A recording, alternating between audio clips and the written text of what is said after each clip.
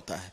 बंगाल में इसका क्या समर्थन होगा, और बंगाल में स्पेशली बंगाल के जिन जगहों में मुस्लिम संप्रदाय के लोग ज्यादा हैं, यूसीसी में उनके अगर जो धार्मिक लॉ है, जो शारिया लॉ वो फॉलो करते हैं, अगर उसमें कुछ हस्तक्षेप होता है तो उनका क्या रवैया होगा, ये समय बताएगा, और ये सरकार और सत्ताधारी पार्टी को देखना पड़ेगा।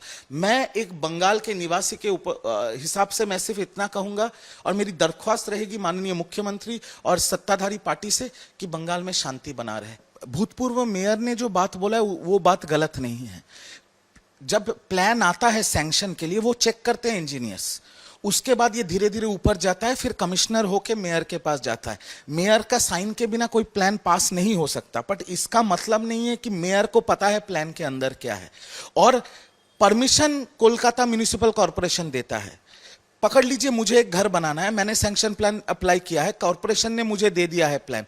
उसके बाद जब मैं घर बना रहा हूं, अगर मैं उसमें सस्ते चीजों का इस्तेमाल किया, स्टोन चिप से लेके बीम से लेके सीमेंट, सस्ते क्वालिटी का यूज किया, या जो लोग मेरे घर बना रहे हैं उन लोगों को पता ही नहीं है कैसे बनाना है, और वो घर टूट के लोगों की मौत हो जाती है, तो उसमें जिम्मेदारी पहले आता है जिनका जो बना रहे हैं।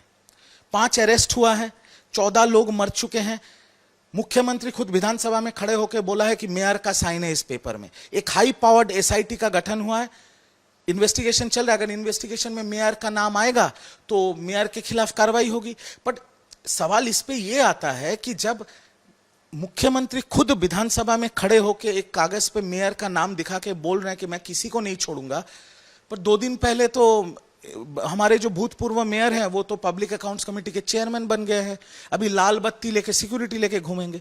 तो पूरा बंगाल ये देखना चाहता है कि ये जो 14 इनोसेंट लोगों की मौत हुई है, अकाउंटेबिलिटी फिक्स हो रही है, तो उसमें आगे चल के ये हाई पावर्ड कमेटी किन किन का नाम सामने लाती है। क्योंकि मुख्यमंत्री ने जब कल एक काली व्यक्ति का नाम लिया है, वो व्यक्ति कल रात को ही अरेस्ट हो गया। अभी आगे चल के इन्वेस्टिगेशन में क्या होता है वो इन्वेस्टिगेशन को पता है। और हमारे पुराने मेयर कलकत्ता के बॉबी हकीम साहब, जो अभी पब्लिक अकाउंट कमेटी के चेयरमैन हैं, उनका नाम सामने आता है और उनके खिलाफ कुछ कार्रवाई होता है कि नहीं, वो समय बताएगा। मुख्यमंत्री के पास जो इंटेलिजेंस रिपोर्ट है वो तो मेरे पास नहीं हो सकता, बट मुझे जितना पता है, क्योंकि मैंने 15 साल तृणमूल कांग्रेस किया है, कि Kalicharan Banerjee was the de facto mayor of Kolkata. Kalicharan Banerjee 2018 साल से मेयर के ओएसडी रहे हैं, officer on special duty. Kalicharan Banerjee के साइन के बिना कोई फाइल पास नहीं होता था, और 100 करोड़ से बड़ा अगर कोई प्रोजेक्ट होगा तो वो कालीचरण के पास जाना मैंडेटरी था। अब ये क्यों समझ लीजिए आप। अब जब मुख्यमंत्री बोल रहे हैं उनके साथ कैमैक्स स्ट्रीट का लिंक था, तो मुख्यमंत्री उनके पास ज्यादा इंटेलिजेंस का रिपोर्ट होगा। पर मैं 2 चीज आपको बोल रहा हूं, ये कालीचरण के खिलाफ कैलकाटा म्युनिसिपल कॉर्पोरेशन के जो अभी के चेयरपर्सन है माला रॉय, इन्होंने मेयर को रिटन कंप्लेन किया था कि कालीचरण को अगर नहीं निकालोगे तो मैं कॉर्पोरेशन नहीं आऊंगा। और इस कालीचरण के खिलाफ 2022 या 23 में अभिषेक बनर्जी के ऑफिस से अयन बोल के एक लड़के ने शेक्सपियर सरोनी पुलिस स्टेशन में एफआईआर तक दाखिल किया था, कटमनी, तोलाबाजी और सिंडिकेट के खिलाफ। तो सच्चाई क्या है वो एसआईटी बताएगी, सच्चाई क्या है वो इंटेलिजेंस और पुलिस बताएगा, और सच्चाई मुख्यमंत्री के पास जाएगा। मुझे जितना पता है मैं आपको बोल रहा हूं, पर ये सच्चाई है कि Kalicharan Bandopadhyay was the de facto mayor of Calcutta. उनके परमिशन के बिना कोई फाइल मूवमेंट नहीं होता था। 100 करोड़ के ऊपर हर फाइल उनके पास जाना मैंडेटरी था, and he was larger than life. जब सारे पॉलिटिकल लीडर बदनाम होते हैं, सब पॉलिटिकल नेता, राजनेता गाली खाते हैं, अंडे खाते हैं, बट पॉलिटिकल नेताओं के पीछे भी कुछ ऐसे लोग हैं जिनका नाम सामने नहीं आता है, बट जो सारे भ्रष्टाचार के साथ लिंक होते हैं। अभी इनका भी सामने आना बहुत जरूरी है। कल बीए कमेटी हुई, ठीक है, आने वाले हफ्ते में विधानसभा में 5 करीब बिल आने वाले हैं, जिसमें यूसीसी एक है और एक गुंडा बिल बोल के है, जिसमें कि एक्शन लिया जाएगा उन लोगों के खिलाफ जो कि एंटी सोशल या इस तरह के किसी चीज में लिप्त हो रहे हैं। देखिए, बिल अभी तक विधानसभा में पेश नहीं हुआ है, तो बिल में क्या लिखा है ये तो मुझे पता नहीं है, बिल पेश होने के बाद पता चलेगा। पर मुख्यमंत्री ने एक बार नहीं, कई बार उन्होंने विधानसभा में ये बोला है कि हम एक ऐसे बिल ला रहे हैं कि आप गुंडागर्दी करोगे तो आपका जितना संपत्ति है उसको भी पुलिस ले लेगी आपसे। तो इस पे बिल में क्या है मुझे पता नहीं है, बट मेरा सिर्फ इतना ही दरख्वास्त रहेगा या अनुरोध रहेगा मुख्यमंत्री के पास या पश्चिम बंगाल सरकार के पास कि ये देखना पड़ेगा कि ये बिल अब्यूज ना हो, और वो मैं ये बोल रहा हूं पॉलिटिकली अब्यूज ना हो। क्योंकि अभी देखिए बंगाल विधानसभा में विपक्ष कौन है, एक तरफ ऋतुब्रत तृणमूल है, एक तरफ ममता तृणमूल है, सीपीएम के एक एमएलए, आईएसएफ के एक एमएलए और एयूजीपी के एक एमएलए है। तो विपक्ष तो ऐसा है और बिखरा हुआ है। पर बात यह है कि इस बिल में जो बोला जा रहा है कि आप गुंडे हैं तो आपके सारे संपत्ति पुलिस ले लेगी, गुंडा कौन है ये तय कौन करेगा? मेरा सिर्फ सवाल इतना है कि गुंडा कौन है वो तय कौन करेगा? क्योंकि पुलिस तो सरकार के हाथ में है। अगर पकड़ लीजिए विपक्ष का कोई नेता, पकड़ लीजिए सीपीएम के जो विधायक है, वो खुल के अटैक कर रहे हैं आपके क्या कहते हैं जो सत्ता में जो पार्टी बैठी है बीजेपी को, अगर कल पुलिस उनको गुंडा बता देगी तो क्या उनका संपत्ति हड़प लिया जाएगा क्योंकि वो सरकार के खिलाफ बात कर रहे हैं? तो मुझे नहीं पता बिल में क्या है। मेरा सिर्फ इतना दरख्वास्त रहेगा माननीय मुख्यमंत्री और सरकार के पास कि आपको नजर रखना पड़ेगा, क्योंकि आप ये बिल ला रहे हैं कि इस बिल का अब्यूज ना हो। इस बिल को आपके राजनीतिक जो विरोधी हैं उनके ऊपर टारगेट ना किया जाए, उनकी आवाज को दबाने के लिए या उनको डराने धमकाने के लिए। मेरी सिर्फ इतनी दरख्वास्त है।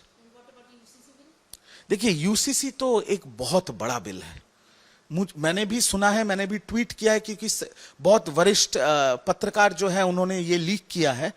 तो मैंने सुना है अगले हफ्ते यूसीसी का बिल आने वाला है। अब यूसीसी का जब बिल आएगा तब फिर से देखना पड़ेगा उसमें क्या क्लॉजेस हैं, बट बाकी जहां जहां उत्तराखंड वगैरह जहां पर यूसीसी चल रहा है, अगर वो ही क्लॉजेस होंगे तो इसमें विपक्ष के बोलने का जगह है। और इसमें जो हर स्टेट में हो रहा है, बंगाल में क्या है, बंगाल के डेमोग्राफी के हिसाब से कुछ ऐसे पॉकेट्स हैं जहां पर जिनको हम माइनॉरिटी कहते हैं, अगर मैं खुल के कहूं जो मुस्लिम संप्रदाय के लोग हैं वो मेजॉरिटी है, जैसे मालदा हो गया, मुर्शिदाबाद हो गया, वगैरह वगैरह जगह हो गया। तो यहां पर क्या रिपरकशन होगा, यहां पर मुस्लिम समाज के लोग इस बिल को कैसे लेंगे, पॉजिटिवली लेंगे या इसके खिलाफ उनकी क्या रवैया होगा, ये तो समय बताएगा। क्योंकि यूसीसी बिल का पर्सनली तौर पे मैं समर्थन करता हूं, that it should be equal for all, पर मेरे एक का समर्थन करने से कुछ नहीं होता है। बंगाल में इसका क्या समर्थन होगा, और बंगाल में स्पेशली बंगाल के जिन जगहों में मुस्लिम संप्रदाय के लोग ज्यादा हैं, यूसीसी में उनके अगर जो धार्मिक लॉ है, जो शारिया लॉ वो फॉलो करते हैं, अगर उसमें कुछ हस्तक्षेप होता है तो उनका क्या रवैया होगा ये समय बताएगा, और ये सरकार और सत्ताधारी पार्टी को देखना पड़ेगा।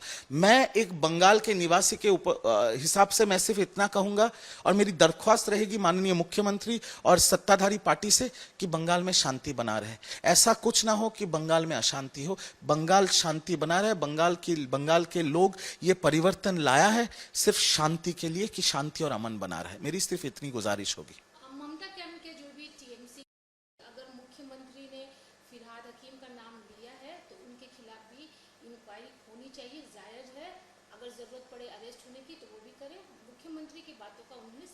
नहीं, अभी तो वो बोलेंगे ही ये बात, क्योंकि पिछले 15 साल फिरहाद हकीम साहब जो हमारे पूर्व मेयर हैं बॉबीदा, वो तो आप पिछले 15 साल में ममता दीदी का कोई भी फोटो उठा लीजिए, या तो वो बाएं तरफ है या तो वो दाएं तरफ है।